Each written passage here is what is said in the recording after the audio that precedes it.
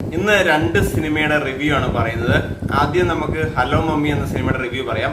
നിങ്ങളിൽ പലരും ഈ സിനിമ കണ്ടിട്ടുണ്ടാവും. ഞാൻ 2-3 ആഴ്ച മുന്നേ ഇറങ്ങിയ സിനിമയാണെങ്കിൽ എനിക്ക് ഇന്നാണ് കാണാൻ സാധിച്ചത്. സാൻജോ ജോസഫിന്റെ രചനയിൽ വൈശാഖ് എലൻസ് ആണ് ഇത് സംവിധാനം ചെയ്തത്.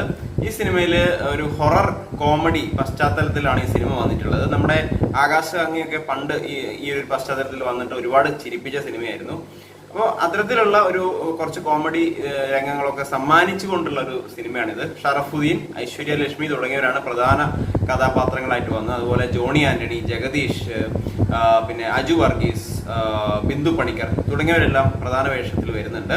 ഇതിനകത്ത് നമുക്ക് പറയുകയാണെങ്കിൽ തുടക്കം നമുക്ക് ഒരു സ്റ്റെഫി, അതുപോലെ ബോണി എന്ന കഥാപാത്രം. ബോണി നമ്മുടെ ഷറഫുദ്ദീനാണ്. ബോണിക്ക് കല്യാണം നടക്കുന്നില്ല. ബോണി കുറെ പെണ്ണ് കാണാൻ വേണ്ടി ശ്രമിക്കുന്നുണ്ട്, പക്ഷെ കല്യാണം നടക്കുന്നില്ല. അങ്ങനെ സ്റ്റെഫിയെ കണ്ടുമുട്ടുന്നു, ഐശ്വര്യലക്ഷ്മിയെ കണ്ടുമുട്ടുന്നു, അവർ തമ്മിൽ ഇഷ്ടം വരുന്നു.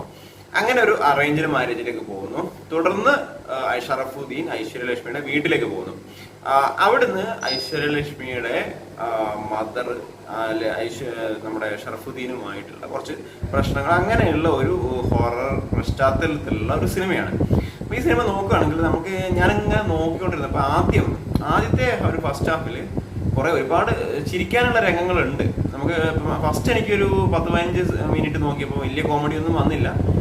നമ്മുടെ ജഗദീഷിന്റെ മുഖം കണ്ടപ്പോൾ ഫസ്റ്റ് എനിക്കൊന്ന് ചിരിക്കാൻ ഒരു ചിരി വന്നു. അപ്പൊ അതിനുശേഷം ഷറഫുദ്ദീന്റെ കുറച്ച് കോമഡി രംഗങ്ങൾ അദ്ദേഹം അത്യാവശ്യം നന്നായിട്ട് ചെയ്തിട്ടുണ്ട്. അദ്ദേഹം ഒരു എനർജിയൊക്കെ വെച്ച്, നമ്മുടെ ജോണി ആന്റണി ആണെങ്കിലും പറയേണ്ട, അദ്ദേഹം വളരെ കൈകാര്യം. നമ്മുടെ ഇന്നസെന്റ് ഒക്കെ ചെയ്യുന്ന റോളാണ്. ഇന്നസെന്റ് ഒക്കെ മരണപ്പെട്ടു പോയി.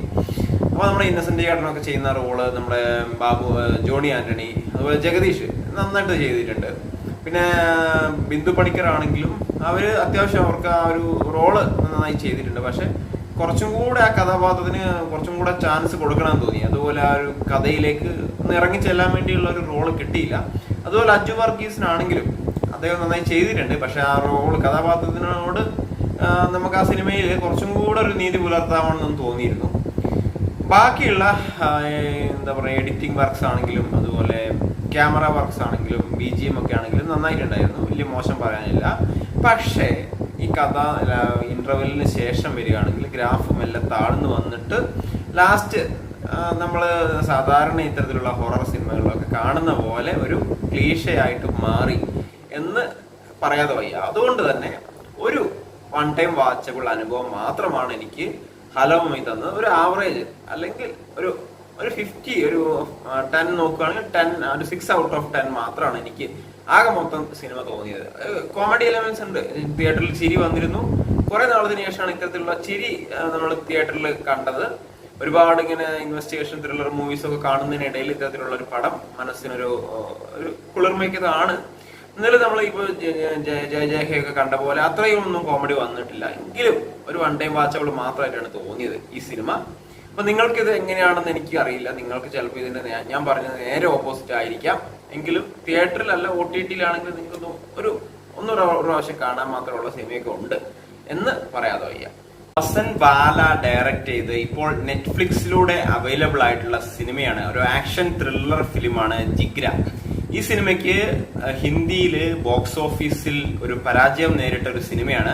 55 കോടി കളക്ഷൻ മാത്രമേ കിട്ടിയിട്ടുള്ളൂ. ഏകദേശം ഒരു 120-ന് മുകളിൽ 150 കോടിയോളം കളക്ഷനിൽ സിനിമ ഇറങ്ങിയതാണ്.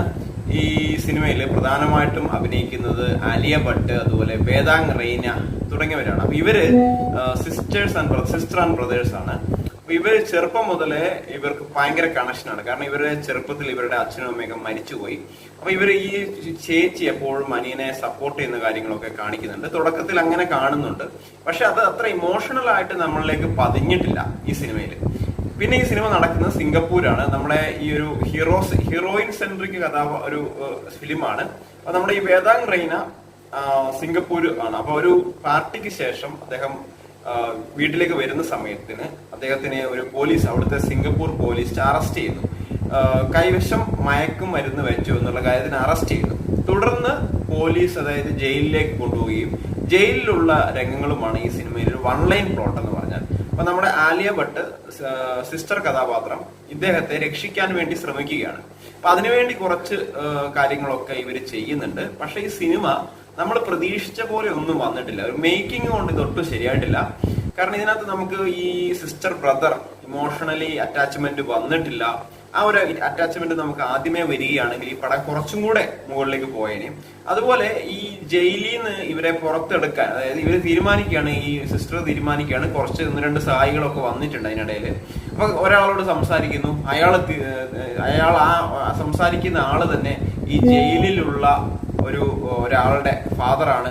അങ്ങനെയൊക്കെ വരുന്നു. അപ്പോൾ നമ്മൾ ഈ കണ്ടുമുട്ടുന്ന ആൾക്കാർ മുഴുവൻ ഇവരെ രക്ഷിക്കാൻ വേണ്ടി വരികയാണ്. ഇവര് കാര്യമായിട്ട് ഇവർക്ക് വലിയ പ്രശ്നങ്ങൾ നേരിടേണ്ടി വരാതെ ഇവരെ എല്ലാവരും സഹായിക്കാൻ വരുന്ന ഒരു കാര്യങ്ങൾ. അപ്പൊ ഈ സിനിമയിൽ എന്ന് പറഞ്ഞാൽ അത്തരത്തിലുള്ള, പിന്നെ ആക്ഷൻ ത്രില്ലർ എന്നൊക്കെ പറഞ്ഞാൽ ഇതിനകത്ത് ആക്ഷൻ ഇല്ല. സത്യം പറഞ്ഞാൽ ത്രില്ലിംഗ് ആയിട്ടുള്ള മൊമെന്റ്സോ സസ്പെൻസ് രംഗങ്ങളോ ഒന്നുമില്ല. ആകെ മൊത്തം ഈ ഒരു ജയിലാണ് കാണിക്കുന്നത്, സിംഗപ്പൂർ ജയില്. അവിടെയുള്ള തടവുകാര്, ഈ പർപ്പിൾ കളറുള്ള ടീഷർട്ട് ധരിച്ചവരൊക്കെ അവിടെ തടവുകാരായി നടക്കുന്നു.